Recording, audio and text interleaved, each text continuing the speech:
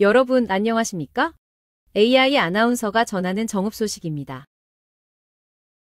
시는 지난 24일부터 27일까지 필리핀 마갈레스시와 나익시에서 면접을 실시해 지원자의 건강 상태와 농업 경험 등을 종합평가해 40명을 최종 선발했습니다. 이들은 입국 전 기본 한국어 교육과 농작업 기초교육을 받으며 입국 후에는 감염병 예방과 인권 보호 등에 대한 사전 교육을 거쳐 농가에 배치될 예정입니다. 특히 올해부터 공공형 계절근로 사업을 도입해 농가별 인력 수급을 원활히 하고 근로자 관리를 체계화할 계획입니다. 또 4월부터 계절 근로자를 위한 기숙사를 운영해 주거 환경도 개선할 방침입니다. 이학수 시장은 농가의 안정적인 농업 활동을 지원하는 동시에 근로자의 인권 보호와 복지 향상에도 힘쓰겠다고 밝혔습니다.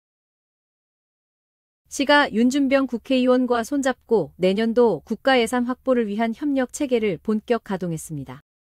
시는 지난 21일 당청 예산정책협의회를 열고 지역 현안 사업과 국가예산 확보 방안을 논의했습니다. 시는 역전지구대 이전 건립과 바이오자원 실증지원센터 구축 등 34개 사업, 총 921억 원 규모의 국비 지원을 요청했습니다.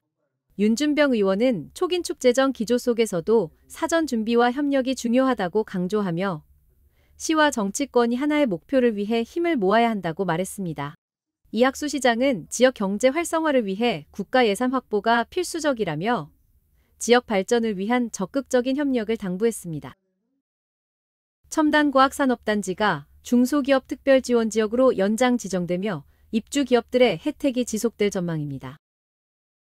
이에 따라 입주 중소기업들은 향후 5년간 법인세와 개인지방소득세 50% 감면을 비롯해 수의계약, 자금 융자 우대 등 다양한 지원을 받을 수 있습니다.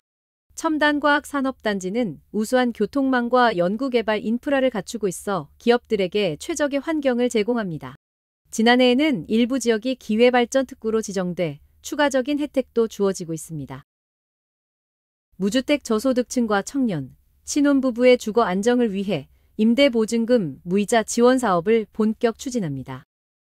시는 LH 공공임대, 매입임대주택 입주자를 대상으로 총 4억 8천만 원의 예산을 투입해 가구당 최대 5천만 원까지 임대보증금을 무이자로 지원한다고 밝혔습니다.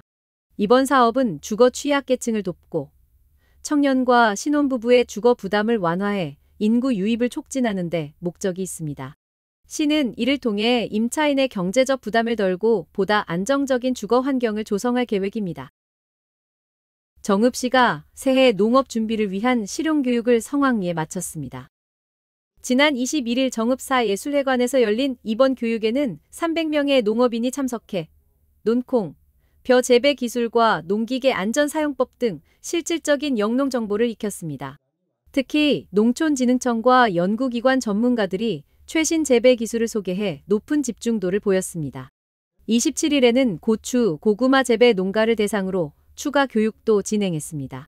시는 이번 교육을 통해 농업인들이 변화하는 농업 환경에 대비하고 체계적인 영농 계획을 세우는 데 도움이 되길 기대한다고 밝혔습니다. 축산악취 문제 해결을 위해 37억 원을 투입해 7개 사업을 추진합니다. 시는 악취 발생을 사전에 차단하고 지속 가능한 친환경 축산 환경을 조성하기 위해 시설 지원과 농가 교육, 정화 방류 시설 확대 등 다각적인 대책을 마련했습니다. 올해는 정화 방류 사업과 가축 분뇨 자원화 시설 개보수, 악취 저감 시설 지원 등 다양한 사업이 진행됩니다. 또한 깨끗한 축산 농장 지정 확대와 사후 관리를 강화해 지난해 20곳이던 악취 중정 관리 농가를 올해 17곳으로 줄이는 성과를 거뒀습니다. 시는 앞으로도 축산 농가의 자발적인 참여를 유도하며 악취 문제 해결에 총력을 기울일 계획입니다.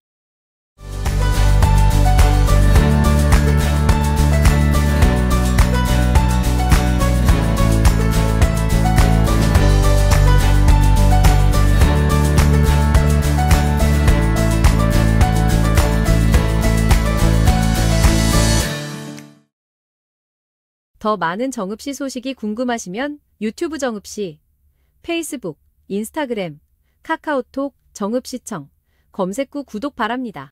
감사합니다.